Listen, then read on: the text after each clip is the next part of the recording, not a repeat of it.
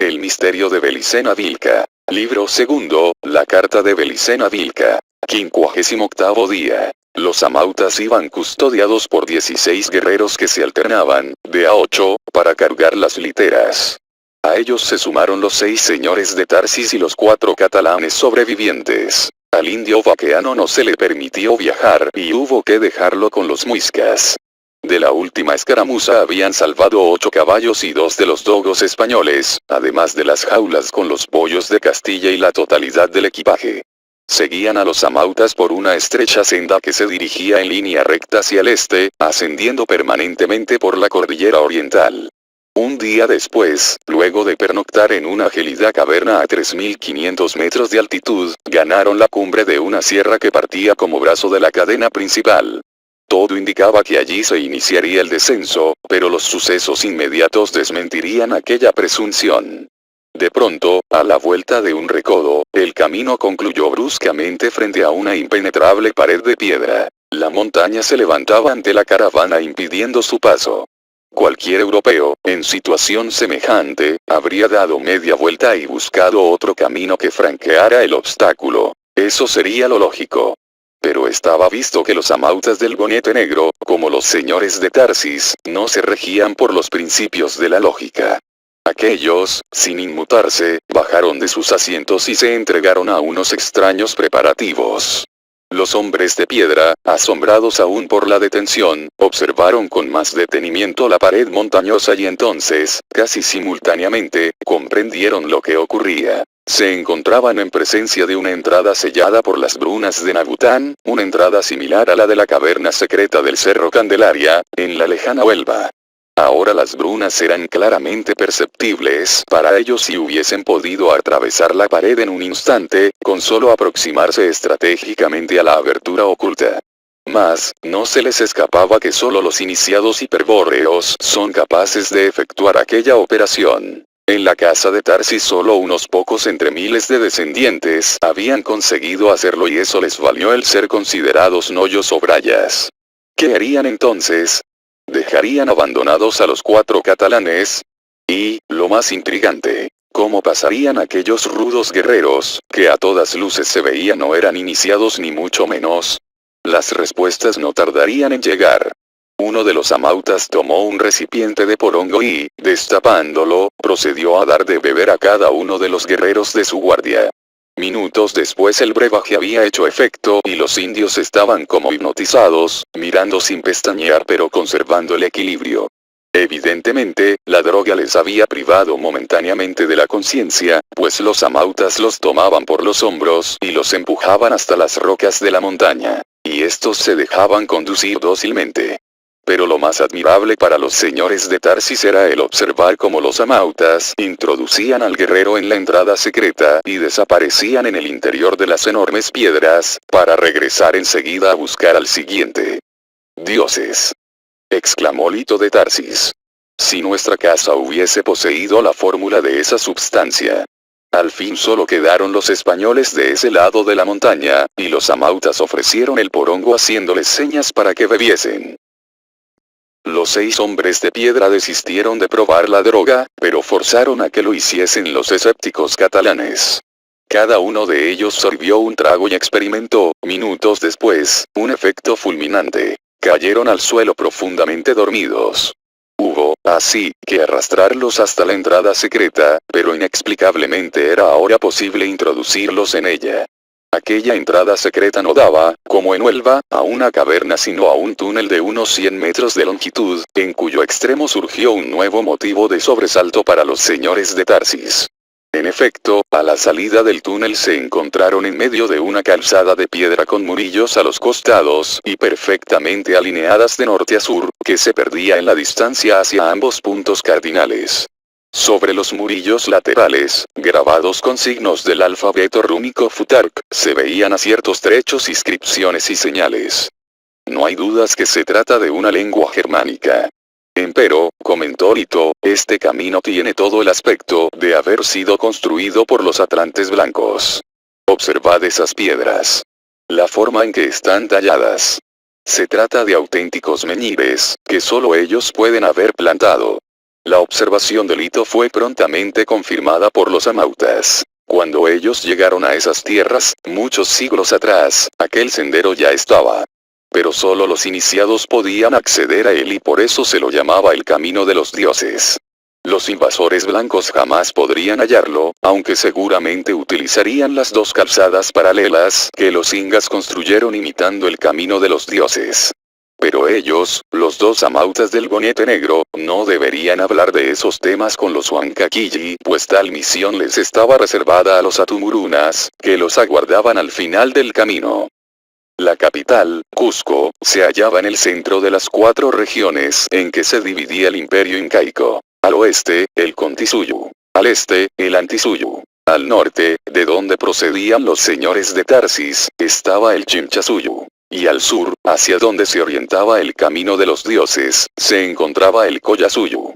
Los dos caminos reales hallados por los conquistadores de Pizarro, iban de norte a sur, siguiendo un trazado paralelo al camino de los dioses. La ruta costera, nacía en Tumbes y llegaba hasta Talca, en Chile, 4.000 kilómetros después. La central, 1.000 kilómetros más extensa, partía desde Quito y concluía en el lago Titicaca, a orillas del río Desaguadero.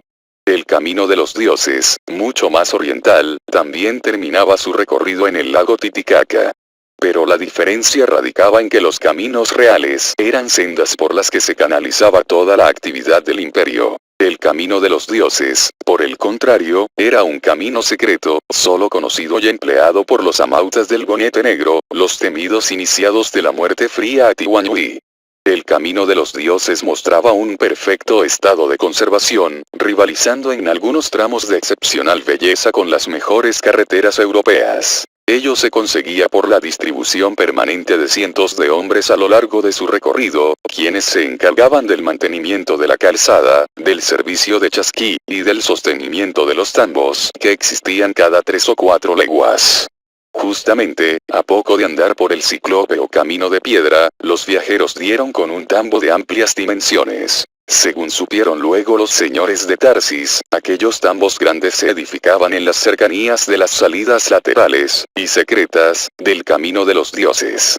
El lugar estaba atendido por miembros de la misma raza morena que servía a los amautas. Unos niños corrieron a descargar las llamas que estos traían y a conducirlas a un corral, pero demostraron gran temor por los caballos españoles, que debieron ser atendidos por los catalanes. Allí comieron las infaltables tortillas de maíz, tamales, bebieron el api caliente, y descansaron mediodía. Un chasquí, entre tanto, partió a la carrera para adelantar la noticia sobre la llegada de los señores de Tarsis. A pesar de las agotadoras jornadas, durante las cuales marchaban todo el día y solo se detenían por las noches en los tambos más cercanos, el tiempo pasaba sin que el camino de los dioses pareciese terminar nunca. Y semana tras semana, el frío, el viento, y la nieve, los castigaban sin cesar, puesto que el camino rara vez descendía por debajo de los 3.000 metros, obligándolos a estar permanentemente abrigados. Un motivo de alegría lo constituyó la rápida mejoría de Guillermo de Tarsis. 2 días después de la cura la fiebre cedió notablemente y la pierna comenzó a desinflamarse. A los 15 días ya podía caminar casi normalmente. Pero 60 días después, aún se hallaban transitando por la misma carretera rectilínea, cuyos accidentes 1000 veces repetidos, escalones, rampas, túneles y puentes colgantes, se les antojaban ahora monótonos y aburridos. La presencia de las inscripciones rúnicas en la misma lengua germánica fue constante durante los miles de kilómetros recorridos, aunque tendía a aumentar en variedad y perfección a medida que se aproximaban a destino. Pero aquellas leyendas y señales eran evidentemente posteriores a las construcciones megalíticas que se encontraban diseminadas a lo largo del camino de los dioses. Tales piedras exhibían el antiquísimo e inconfundible signo de las brunas de Nagután, de las cuales las runas solo reflejan un simbolismo superficial. Una semana antes de llegar al lago Titicaca, arribaron a un tambo donde los esperaban 8 amautas del bonete negro y un extraño personaje.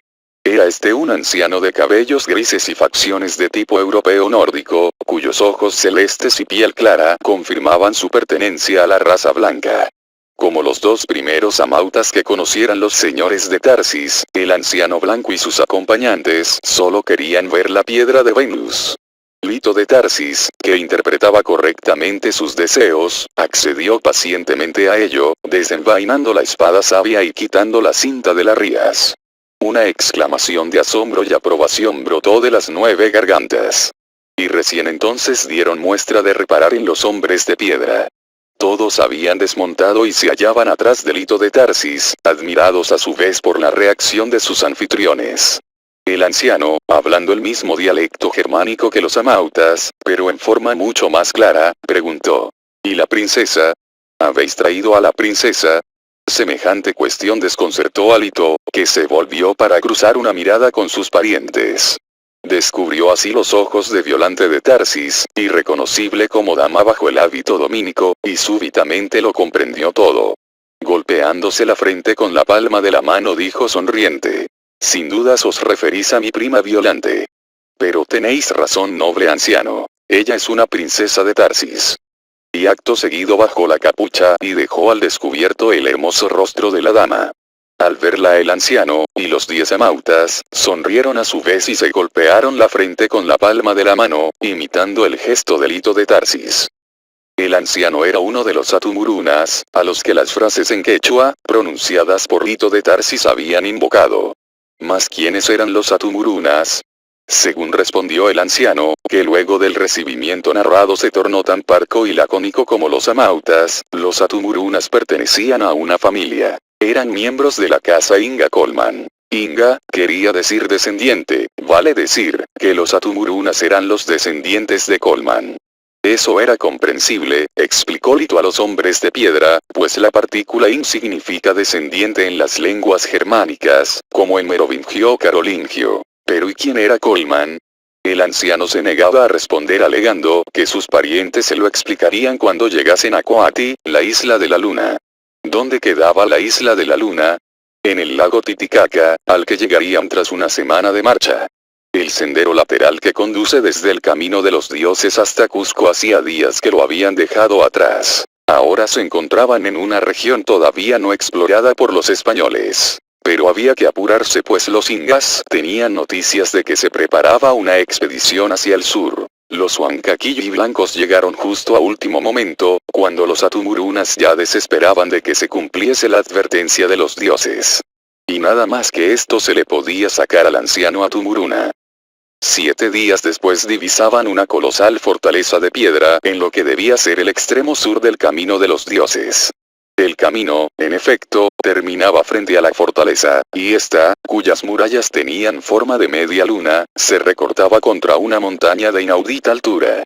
Sin embargo, el camino no estaba totalmente interrumpido. Una salida secreta, solo apta para iniciados hiperbóreos, permitía atravesar el obstáculo. Pernoctaron allí y fueron persuadidos por el anciano para que dejasen los animales y equipaje, ya que no podrían transportarlo a la isla. Al día siguiente pasaron por la salida secreta, previa libación del misterioso brebaje por parte de los 4 catalanes y los 50 guerreros que ahora los acompañaban. Los señores de Tarsis, en cambio, solo tenían que situarse frente a la piedra y escuchar las brunas de Nagután en la lengua de los pájaros. Ellas les indicaban qué movimientos estratégicos deberían hacer para aproximarse correctamente a la salida secreta y traspasar el velo de la ilusión. Del otro lado de la montaña se encontraron a solo 5 leguas de la orilla del lago, en dirección al puerto de Carabuco. Corría entonces junio de 1535. Embarcar en las piraguas de Totora constituyó una experiencia original para los españoles, aunque los desconfiados catalanes temían irse a pique en cualquier momento. Sin embargo, 6 horas después recalaban sin problemas en la isla de la Luna. Bajaron sobre una pequeña playa, de no más de 10 pies de Castilla de ancho, bordeada por un prominente barranco de 200 varas de altura. Un angosto y visible camino en zigzag permitía subir hasta la cumbre del despeñadero, desde donde se extendía la superficie habitable de la isla. De acuerdo a las explicaciones de los amautas, sobre la isla Coati existía un poblado fortificado y un templo. Pero ellos no iban a la superficie. Cuando todos hubieron descendido en la playa, el atumuruna les reveló que habrían de atravesar otra entrada secreta, que se hallaba allí mismo en la pared del barranco. Nuevamente, los hombres de piedra localizaron las brunas y los catalanes tuvieron que ser derogados. Más allá de la ilusión del barranco, había un penumbroso túnel, revestido íntegramente de bloques de piedra, que declinaba en rampa y se hundía en las entrañas de la isla.